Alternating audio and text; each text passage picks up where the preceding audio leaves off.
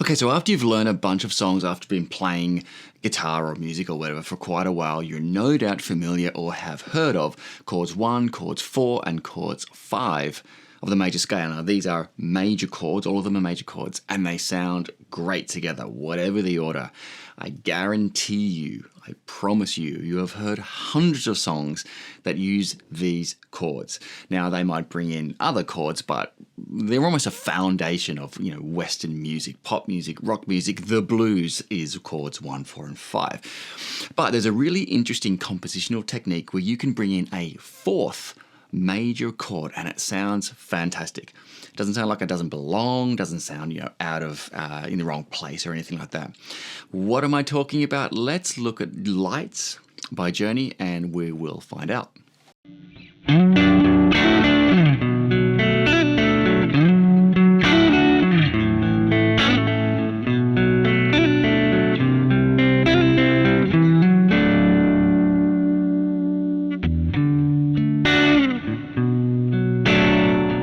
So I was listening to Lights the other day from Journey, and it occurred to me it's another one of those songs that has an interesting compositional sort of technique, I suppose.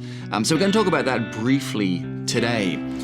It is in the key of D. It's obviously a D tonal center, but it's not strictly in the key of D, and that's why it's kind of interesting. Okay, so the chords themselves, it's a sort of a riff that he's playing on guitar, but really he's just playing a D to a B minor 7, but to a C. Now that doesn't sound wrong, it sounds fantastic, but sort of technically if you were in the key of D, D major, C wouldn't be a chord. You wouldn't have a major chord, a whole step down. Now, you do have that's between chords 4 and 5.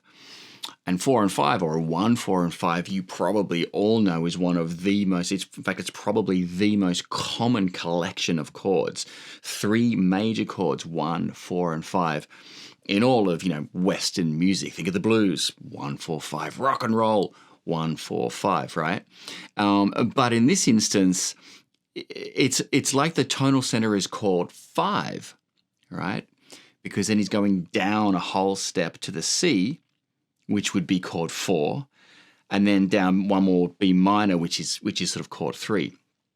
But so what does that mean? Is it in the key of D, or is D the 5th in the key of G? What is it? Well, sometimes you can overcomplicate when you start talking about theory. For me, this is the key of D, but you could think of it, as I was saying, as a Mixolydian tonality, which is sort of mode 5 of the major scale. So if you look at the rest of the song, though, okay, so the intro and the verse.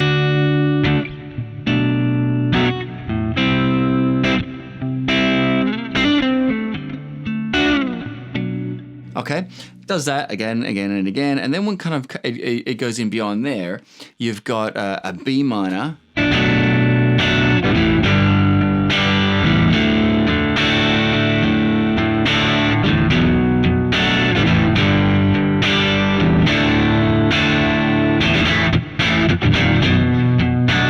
Okay, that sort of idea there. So now we've brought in B minor with an A as a passing chord, to a G, to a D. Now hold on a minute there. Now we've got 4 major chords, D and C from that first bit, and now we're introducing A, which is sort of in the intro as well, A major, G major, and then back to D major. So there's your 4 major chords there. So this is the technique that has taken me, however, 5 minutes, whatever, to get to.